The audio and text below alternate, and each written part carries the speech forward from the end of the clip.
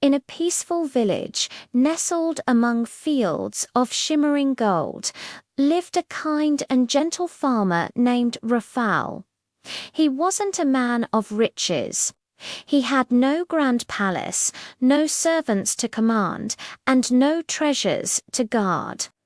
But what he did possess was something far more precious than all the gold in the world. It was a tiny baby girl he had found one crisp morning, swaddled in a shining cloth at the very edge of the whispering forest. He named her Elara, and from that day forward his life was filled with a love he had never known. But Raphael raised Elara with all the warmth and care his heart could hold. As she grew, she became his shadow and his sunshine. She helped him tend the golden fields, her laughter echoing through the tall stalks of wheat.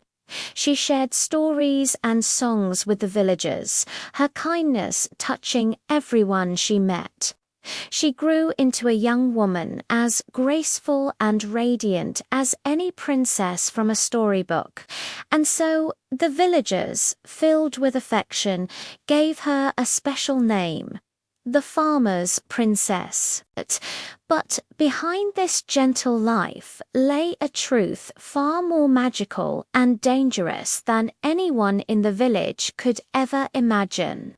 Unbeknownst to Elara and even to the kind farmer who raised her, she was a true princess, the long-lost daughter of a great and powerful king.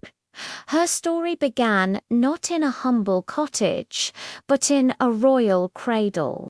On the day she was born, a shadow fell upon the kingdom. An evil enchantress, her heart twisted with envy, had crept into the palace and laid a terrible curse upon the infant princess. Her voice, cold as ice, had sealed Elara's fate. When the girl reaches her 16th year, her heart shall turn to solid crystal, unbreakable and cold, unless she discovers the truth of who she is before the final chime of her birthday, to save his only child. The desperate king sought the help of the royal magician, a wise and powerful man who knew the ways of ancient magic. The magician understood that the only way to protect the princess was to hide her far from the enchantress's reach, to conceal her identity until the time was right. And so, under the cloak of night, he spirited the baby away, wrapping her in an enchanted, shining cloth, and placing her gently at the edge of the forest, where a good-hearted man would surely find her. That man was Raphael, but time, like a relentless river, flowed on. The years passed in peaceful bliss, and now the shadow of the curse began to lengthen. Elara's 16th birthday was only 3 days away. One evening, as the sun dipped below the horizon, painting the sky in hues of orange and purple, Elara was making her way home. Her arms were full with baskets of vegetables from the fields, the familiar weight a comfort against her. Suddenly, a whisper, as soft as a breeze through the leaves, danced in the air around her. "Elara, find the truth, before your heart turns to stone." She stopped, her own heart skipping a beat. She turned, her eyes scanning the darkening tree line, and there, between 2 ancient oaks, stood a magnificent deer. It wasn't an ordinary animal. Its coat seemed to shimmer with an inner light, and its eyes held an ancient wisdom. The glowing deer spoke again, its gentle voice trembling with urgency. "The curse is waking. It slumbers no more. You must journey to the Whispering Castle to find what was lost. The words sent a shiver down Elara's spine, yet they also ignited a spark of determination within her. When she returned to the cottage and told Raffle what she had seen and heard, his face grew pale with fear. He had protected her for 16 years, and the thought of letting her go into the unknown terrified him. He tried to stop her, pleading with her to stay where she was safe. But Elara, with a maturity beyond her years, simply hugged him tightly and smiled, her eyes shining with resolve. "You saved me once, Father," she said softly. "Now it is time for me to save myself."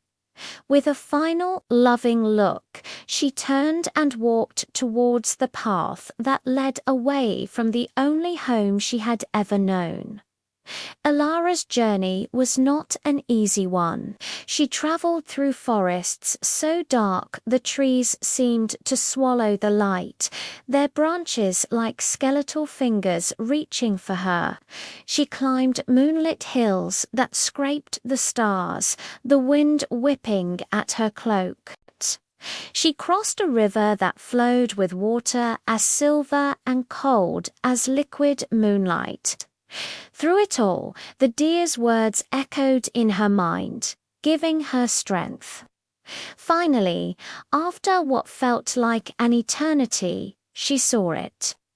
Looming against the night sky was an ancient castle, its towers draped in ivy and its stones worn by time. This was the Whispering Castle. With her heart pounding in her chest, she pushed open the heavy wooden doors and stepped inside. The air was thick with dust and silence. In the center of a grand circular hall stood a single object. A magnificent mirror, its frame ornately carved with symbols she didn't recognize. As she cautiously stepped closer, the surface of the mirror began to shimmer and glow. It wasn't her own reflection that looked back at her. Instead, images began to swirl within the glass, telling a story she never knew was hers. She saw a proud king, his face filled with joy, holding a newborn baby. The scene shifted, and she saw the cruel face of the enchantress, her hand outstretched as she uttered the terrible curse. Then she saw the royal magician, his eyes filled with sorrow, hiding her away in the village. And finally, she saw the kind face of Raffle, his eyes widening in surprise and then softening with love as he found her wrapped in the shining cloth. The truth washed over her in a powerful wave. She was a princess. Elara reached out a trembling hand and touched the cool surface of the mirror. A single tear traced a path down her cheek. "So I was a princess," she whispered to the silent hall. "But I am also a farmer's daughter. That is the life I have known. That is the love I have felt. That is who I choose to be." At her words, the entire castle began to shake violently. The grand mirror cracked, spider webbing from the center until it shattered into 1,000 pieces. A chilling cold light erupted from the broken shards, wrapping itself around Elara's chest, tightening its grip. The curse had awakened.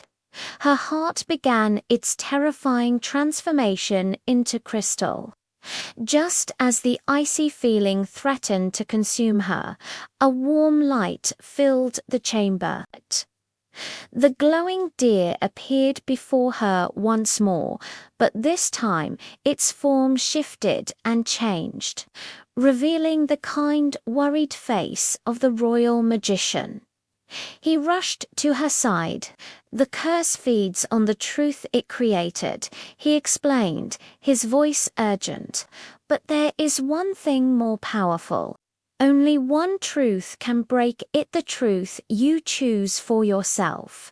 Elara closed her eyes, shutting out the swirling lights and the growing coldness in her chest. She placed both hands over her heart, feeling the crystals spreading beneath her fingertips.